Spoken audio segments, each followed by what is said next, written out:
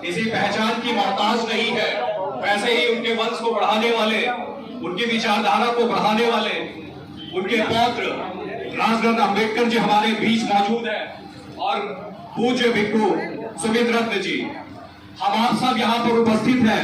तो मैं बिना देर किए हुए मैं राजरत्न जी के और यह माइक मुखातिब करना चाहूंगा और हम आप सब बहुत संक्षेप में भी इस बहुजन क्रांति सम्मेलन के मंच से भी मुखातिब होना चाहेंगे।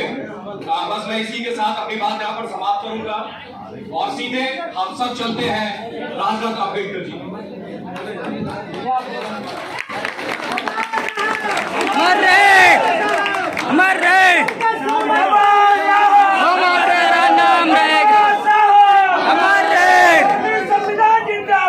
जिंदाबाद जिंदाबाद भारतीय संविधान जिंदाबाद जिंदाबाद जिंदाबाद मानव मानव की क्या पहचान।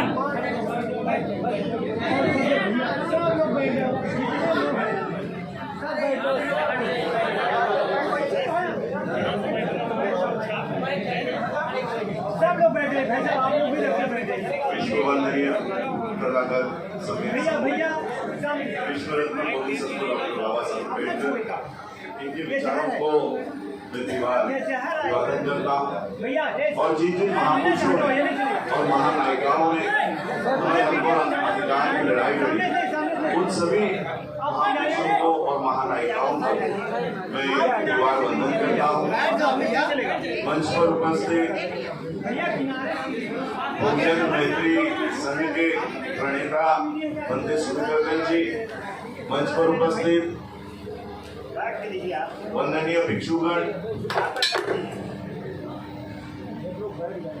मेरे साथ आए हुए बुद्धिस्ट सोसाइटी ऑफ इंडिया भारतीय बौद्ध महासभा के राष्ट्रीय कोषाध्यक्ष शशिकांत जाधव जी, हमारे साथ आए हुए एयरफोर्स के कैप्टन रह चुके हमारे चंद्रा साहब और यहाँ पर उपस्थित सभी मेरे भाइयों को, बहनों को और माताओं को जय भीम।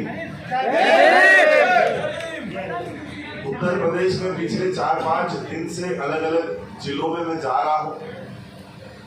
आज भी सुबह 8-9 बजे हम लोग लखनऊ से निकले हैं।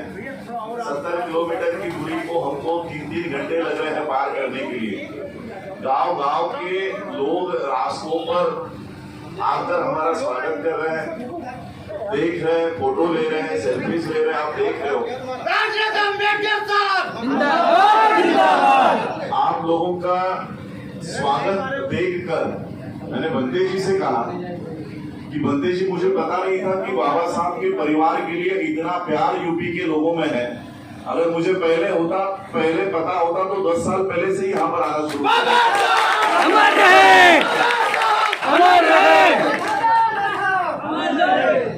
लेकिन मैं आप लोगों से एक विनती भी करना चाहता हूँ। हम लोग बाबा साहब को मानने वाले लोग हैं तथा बुद्ध के विचारधारा को फैलाने वाले लोग हैं। हम लोगों को व्यक्ति के पीछे नहीं जाना है। हमारी विचारधारा इतनी मजबूत है कि हम लोगों को व्यक्ति के पीछे नहीं जाना है। मैं कभी नहीं कहूंगा कि आप लोग मेरे पीछे आओ। हमारी आयु और 30-35 साल बची होगी। 30-35 साल जिसकी आयु बची है, ऐसे व्यक्ति के पीछे जाने के बजाय हमारी 3-3.5 हजार सालों से ये परंपरा चली आ रही है, ये विचारधारा चली आ रही है, इसके पीछे जाओ, इसको मजबूत करने का काम करो। आज इस देश में हम देख रहे हैं कि किस तरह से बाबा साहब अम्बेडकर जी ने दिए हुए हक और अधिकार को खत्म किया जा रहा है। आपके ही उत्तर प्रदेश में 2 दिन पहले किसी मांडलेश्वर नाम के व्यक्ति ने ये बयान दे दिया कि नया जो संसद बन रहा है वहां पर नया संविधान आना चाहिए। इस देश के संविधान को हटाने वाले लोग आज खुले तौर पर, आप लोगों को पता है एक कानून है इस देश में, prevention of insults to national honour, ये एक्ट है। इस एक्ट के तहत अगर आप राष्ट्रीय ध्वज का या संविधान का अपमान करते हो तो आपकी नागरिकता रद्द हो जाती है। ऐसा कानून इस देश में होने के बावजूद इनकी हिम्मत हो रही है कि देश के संविधान को हटाने की बात कर रहे हैं। एक संविधान इस देश में लागू होने के बावजूद ये नए संविधान की मांग कर रहे हैं। और इसी कानून के तहत आज तो हम लोग लखनऊ में नहीं जा रहे हैं, 4 तारीख को फिर से लखनऊ में है। लखनऊ में मैं खुद इस मांडलेश्वर के खिलाफ देशद्रोह का मुकदमा दायर करने जा रहा हूं कि जिस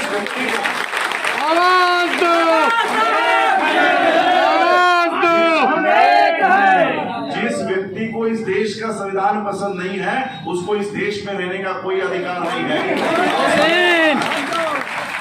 और इसलिए आज लेकिन हम लोगों को इनकी मंशा, इनकी जो दिशा है ये समझ जानी चाहिए।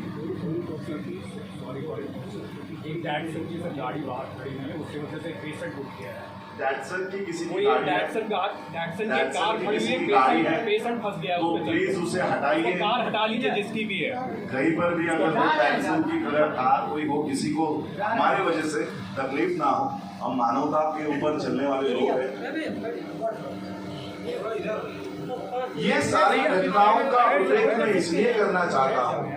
देखिए 2 साल पहले संसद भवन के सामने संविधान को जलाया गया, दिन दहाड़े संविधान को जलाया गया और बाकायदा उसकी वीडियो निकाली गई, वो सभी चैनल्स पे, सभी मीडिया पे चलाई गई। ये लोगों को एक तरफ संविधान के खिलाफ भड़का रहे हैं, संविधान रास्तों पर आकर जलाने का काम कर रहे हैं।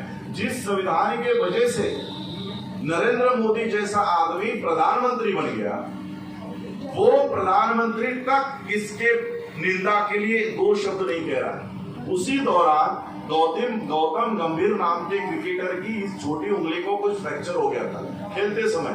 वो प्रधानमंत्री ट्वीट करके गौतम गंभीर के स्वास्थ्य के लिए दुआई दे रहा है, लेकिन संविधान जलाने की निंदा नहीं कर रहा। हमारा राष्ट्रपति इस देश का होने के बावजूद वो आज तक इनके खिलाफ बात नहीं करता। ये आखिर मुझे आप बताइए कि देश के संविधान का ऐसा कौन सा आर्टिकल है जो इन लोगों को काम करने से रोक रहा है? कोई आर्टिकल है ऐसा? 350 से ज्यादा सांसद इनके संसद में है, पूरी राज्यसभा इनके हाथ में है, पूरा सुप्रीम कोर्ट इनके हाथ में है, सारी पालिकाएं इनके हाथ में है। फिर देश के संविधान से इनको दिक्कत क्या है? कई अड़चन है संविधान से, कई समस्या है संविधान से। संविधान तो आपको किसी चीज के लिए नहीं रोक रहा, फिर आपको संविधान से इतनी नफरत क्यों है?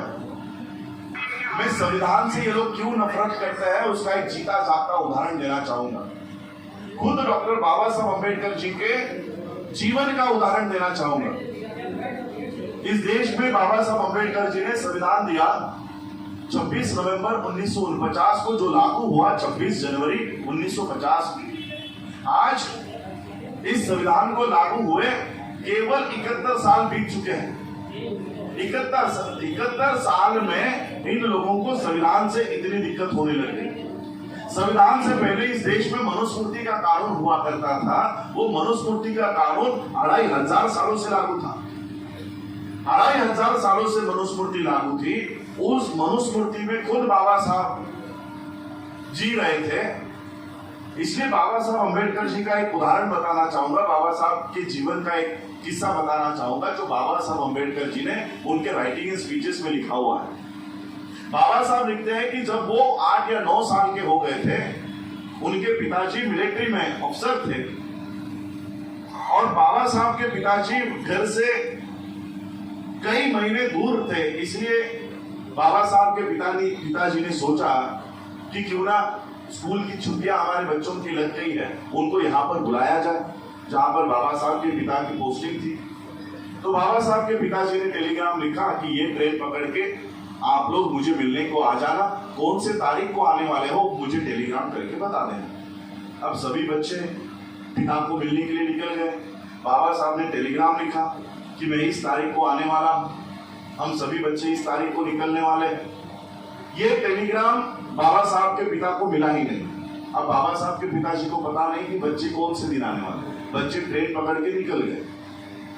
जिस स्टेशन पर बाबा साहब के पिता ने कहा था कि यहाँ उतर जाओ, उस स्टेशन पर सभी बच्चे उतर गए, बाबा साहब उतर गए, ट्रेन आकर चली गई, सभी लोग अपने अपने दिशा में चले गए। वो बच्चे वही रुके हुए थे कि हमारे घर से बाबा पिता के ऑफिस से कोई ना कोई लेने के लिए आ जाएगा, लेकिन कोई आया नहीं। स्टेशन मास्टर ने देखा कि बच्चे अच्छे घर के लग रहे हैं, अच्छे कपड़े पहने हुए हैं।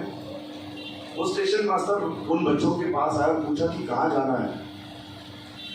बाबा साहब ने कहा कि हमारे पिताजी मिलिट्री में यही अफसर है, यहाँ उनकी पोस्टिंग है और हमें इस पते पर जाना है। तो उस स्टेशन मास्टर ने बैलगाड़ी वाले को बुलाया कि देखो ये बड़े अफसर के बच्चे हैं, इनको यहाँ पर इस पते पर छोड़ दो। तो बैलगाड़ी वाले ने कहा कि ठीक है, बैलगाड़ी में बैठ जाओ।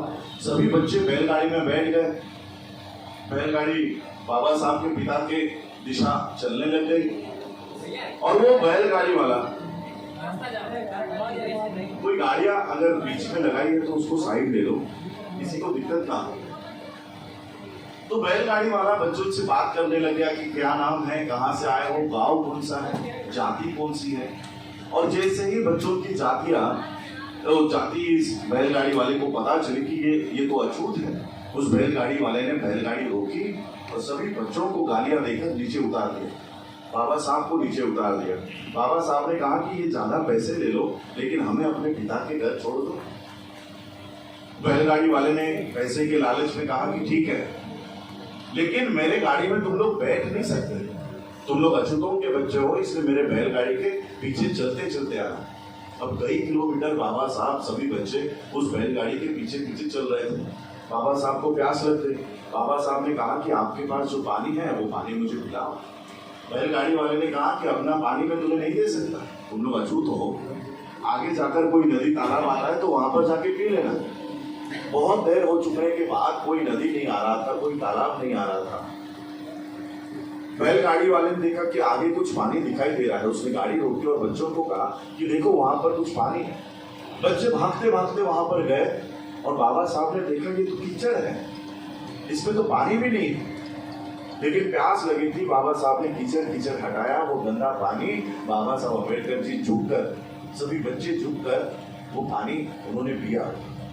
सारे कपड़े गंदे हो गए थे, मैले हो गए थे, शरीर मैला हो गया था, मुंह पर मिट्टी लग गई थी और ये बच्चे थोड़ी देर के बाद अपने पिता से मिले।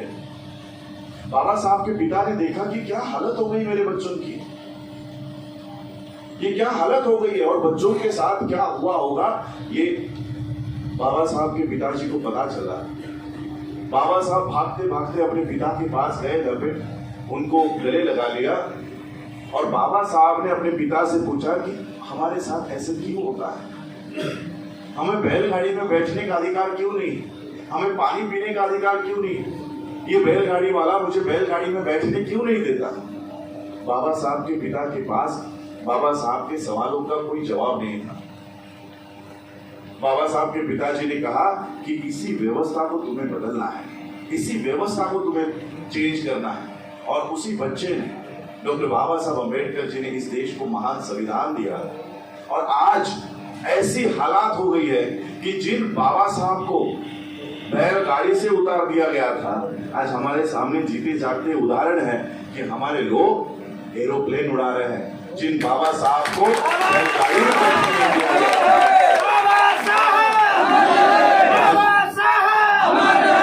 आज उसी संविधान के बदौलत आज हमारे लोग हवाई जहाज में बैठ नहीं रहे, हवाई जहाज उड़ा रहे हैं, एयरफोर्स में चीफ कमांडेंट रह चुके हैं।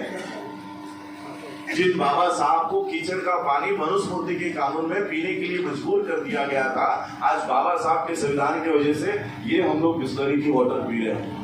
ये बाबा साहब का संविधान है और इसलिए ये जो लोग आज इस देश में हावी हो रहे हैं, जो इस देश को एक धर्म में रखना चाहते हैं, मैं हमेशा कहता हूं खालिस्तान की मांग करने वाले लोग देशद्रोही है कि नहीं, है ना। इस देश को अगर कोई मुस्लिम राष्ट्र बनाना चाहे तो वो देशद्रोही है कि नहीं। तो अगर इस देश को कोई खालिस्तानी बनाना चाहता है, अगर वो देशद्रोही है, इस देश को अगर कोई इस्लामिक नेशन बनाना चाहता है वो देशद्रोही है, तो इस देश को अगर कोई हिंदू राष्ट्र बनाना चाहता है तो वो भी उतना ही देशद्रोही है, वो भी उतना ही देशद्रोही है। ये देश किसी एक धर्म का नहीं, एक जाति का नहीं, ये सेकुलरिज्म इस देश का है और इसलिए हम लोग आज बाबा साहब के संविधान को बचाने की भी आज इस मुहिम के अंतर्गत चल रहे हैं। आज हम लोग पूरे देश भर में बहुजन मैत्री सम्मेलनों का आयोजन कर रहे हैं। ये क्यों कर रहे हैं? इतनी बड़ी संख्या में हम लोग होने के बावजूद भी हम लोग आज भी गुलाम बने बैठे हैं। 85% हम लोग देख रहे हैं, 85% लोग हैं। 85% होने के बावजूद भी 3.5% के लोग हम पर राज कर रहे हैं। ये इसलिए कर रहे हैं क्योंकि हम लोग जातियों में बिखरे हुए हैं, हम लोग अलग अलग जातियों में बिखरे हुए हैं। और अब तो हमारे में जाति नहीं, संगठनवाद भी आ गया है। एक संगठन में अगर कोई पद नहीं मिला, कोई टिकट नहीं मिली, तो हम अपनी नई पार्टी बना लेते हैं, नया संगठन बना लेते हैं और फिर मनुवादी ताकतों से लड़ने के बजाय आपस में ही लड़ रहे हैं, आपस में ही लड़े जा रहे हैं। जातिवाद से कई गुना ज्यादा अब संगठनवाद निर्माण हो गया हमारे में।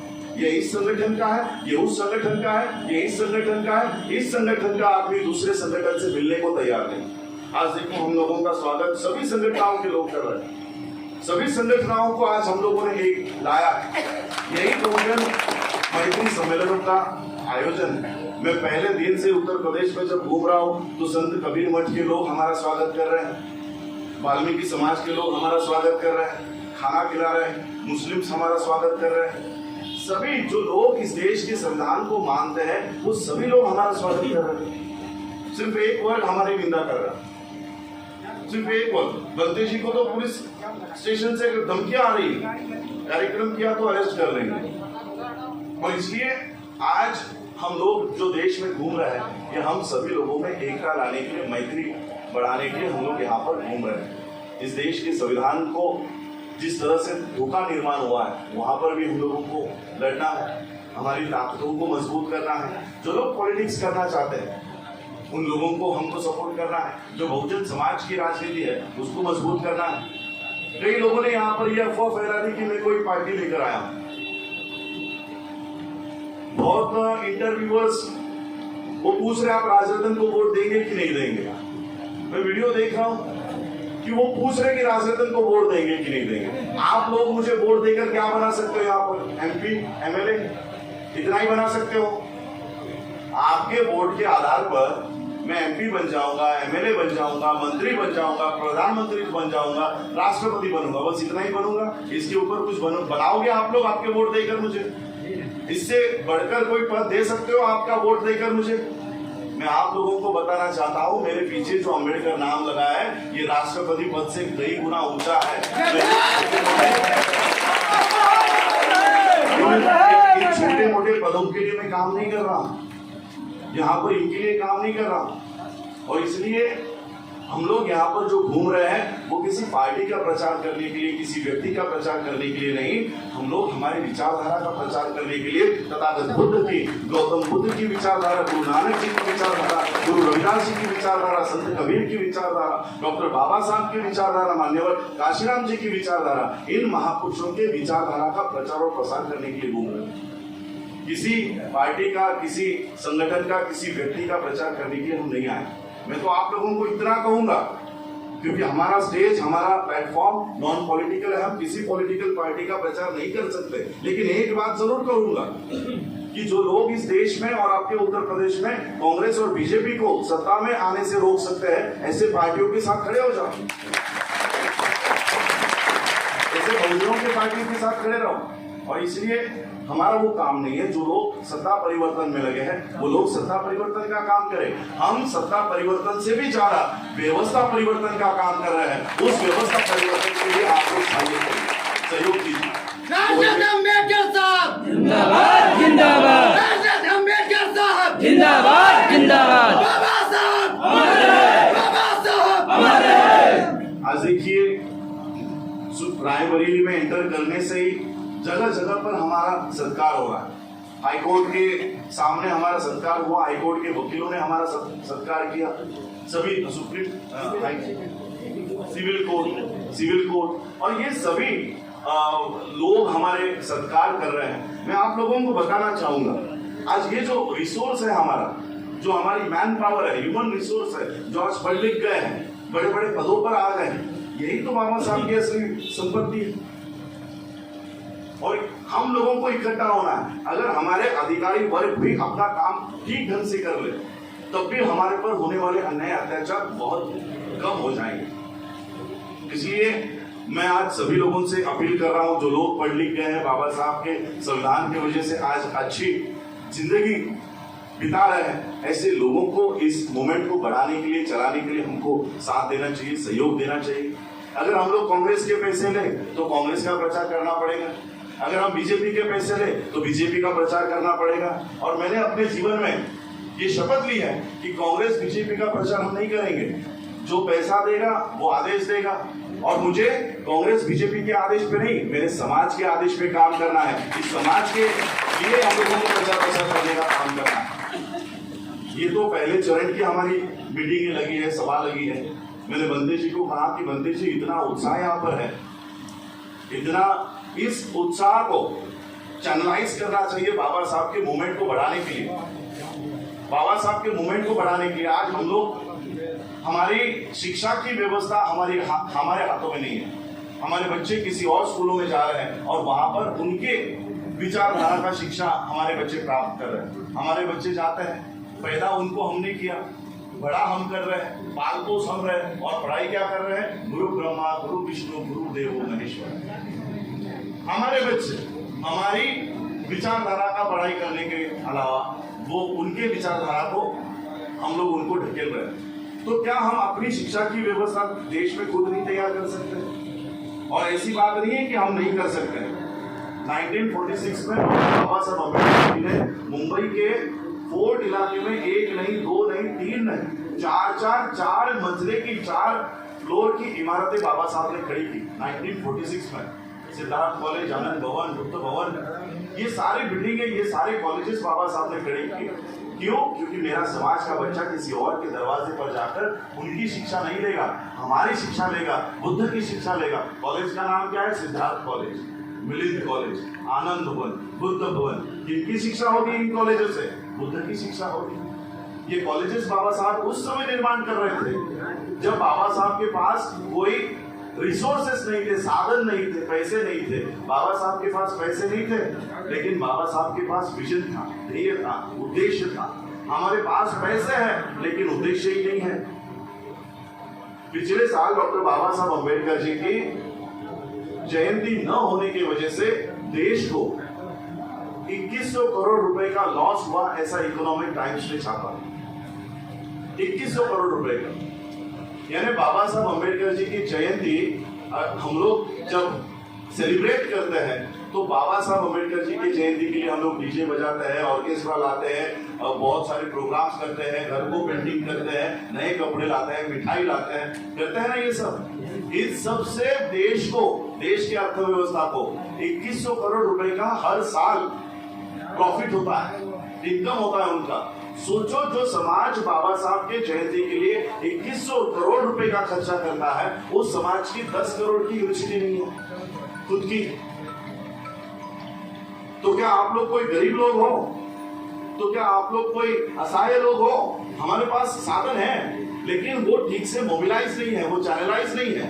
बाबा साहब की जयंती के लिए 2100 क्या 21,000 करोड़ हम इस देश में बढ़ा सकते हैं, लेकिन बाबा साहब के कार्यों को भी हम लोगों को आगे लेकर जाना है, उनके कदमों पर भी हमको चलना है। हम बाबा साहब के भक्त नहीं हैं, हम बाबा साहब के अनुयायी हैं। जो काम बाबा साहब ने किया वो काम हमको दोहराना पड़ेगा। अनुयायी उसी को कहते हैं जो अनुकरण करता है। जब बाबा साहब 1946 में कॉलेज बना सकते हैं तो क्या 2021 में हम अपने बच्चों की स्कूल नहीं बना सकते? इसलिए हमारे बच्चे ये प्रण ले लो कि आने वाले 5 साल के बाद हमारे बच्चे किसी गुरु ब्रह्मा, गुरु विष्णु के स्कूलों में नहीं जाएंगे, वो तथागत बुद्ध के स्कूलों में जाएंगे। और हमारे विचारधारा की शिक्षा, हमारा बच्चा पहली कक्षा से लेकर पीजी होने तक हम अपने बच्चों की शिक्षा की व्यवस्था खुद खड़ी करेंगे। इसलिए ये सारा काम हम लोग देश में जा रहे हैं, लोगों को बता रहे हैं, इसके लिए मोटिवेट कर रहे हैं, लोगों को इकट्ठा कर रहे हैं। हम लोग आज भी संगठित नहीं है, संगठित नहीं हम लोग। 85% सिर्फ कहावतों में, नारों में हम लोगों को दिखाई देता है। सिर्फ नारा लगाते हैं कि हम लोग 85% के हैं। गली में जब हम उतरते हैं तो हमको 85% नहीं दिखाई देता। कोई चमार दिखता है, कोई वाल्मीकि दिखता है, कोई जाटव दिखता है, 85% कहाँ है? बहुजन कहाँ है? और इसलिए देखिए, मैं आप लोगों को एक किस्सा बताना चाहूंगा। प्रदेश में एक पत्रकार ने एक ब्राह्मण का इंटरव्यू ले लिया, और उस ब्राह्मण को पूछा कि किसी भी देश में जो गुलाम वर्ग होता है वो कभी ना कभी शासक वर्ग के खिलाफ आंदोलन करता है और अपनी मुक्तता, आजादी करवा लेता है। भारत में आप लोग पिछले 2500 सालों से भारत के लोगों को गुलाम बनाए रखे हो, बहुजनों को गुलाम बनाए रखे हो। क्या भारत के लोग आपके खिलाफ आंदोलन नहीं करते? क्या आपके खिलाफ आवाज नहीं उठाते? तो उस ब्राह्मण ने कहा, कौन? ये भारत के लोग, ये हमारे खिलाफ आवाज उठाएंगे।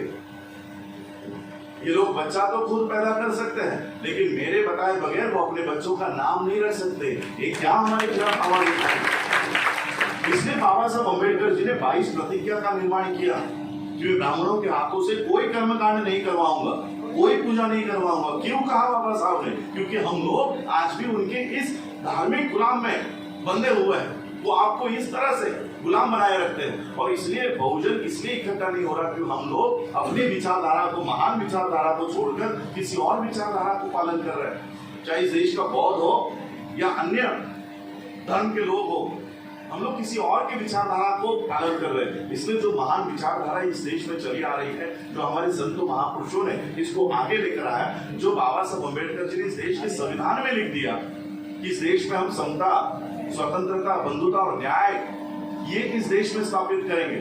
तो ये विचारधारा है, इसको हमको आगे बढ़ाना है। आज हमको और आगे चलना है। 200-300 किलोमीटर और हम लोगों को रोज हम लोग कम से कम हम लोग आना जाना ऐसे 700 से 800 किलोमीटर का दौरा कर रहे हैं, सफर कर रहे हैं। जिस तरह से डॉक्टर बाबा साहब अम्बेडकर जी ने कहा था कि मुझे चलने वाला बुद्ध पसंद है, चलने वाला भिक्खु पसंद है, आज उस तरह के भिक्खु हमारे सामने है, साथ है। आज 400-400 किलोमीटर एक दिन में 800-800 किलोमीटर हम लोग सफर तय कर रहे हैं और लोगों को जागरूक करने का काम कर रहे हैं। इसलिए इस जागृति के आंदोलन में ये केवल बहुजन मैत्री सम्मेलन नहीं है, ये जागृति का एक आंदोलन इस देश में चला रहे हैं। इस आंदोलन को भी आप लोगों को सफल बनाना है। 2025 में हम लोग 5 करोड़ संख्या में बौद्ध धर्म के दीक्षा का कार्यक्रम करने जा रहे हैं। उसमें भी आप लोगों को आना है, आपके बच्चों के साथ, आपके परिवार के साथ, आप सभी लोगों को आना है।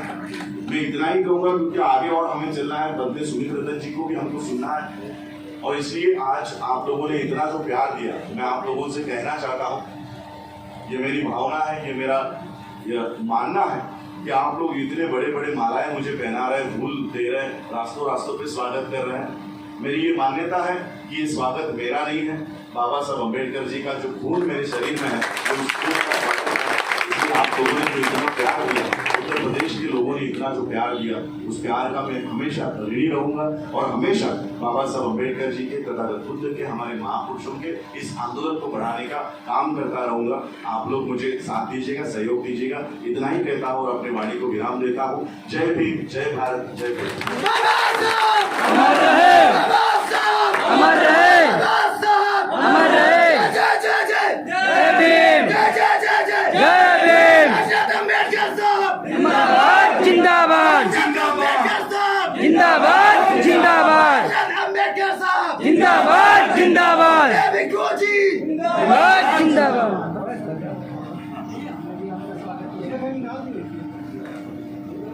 जिस घड़ी का हमें पिछले 15 दिनों से इंतजार था, वह अब आप सबने बाबा साहब के पौत्र राजरत्न अम्बेडकर जी के मुख से उनके विचारों को सुना है और आप सब धन्य हुए हैं।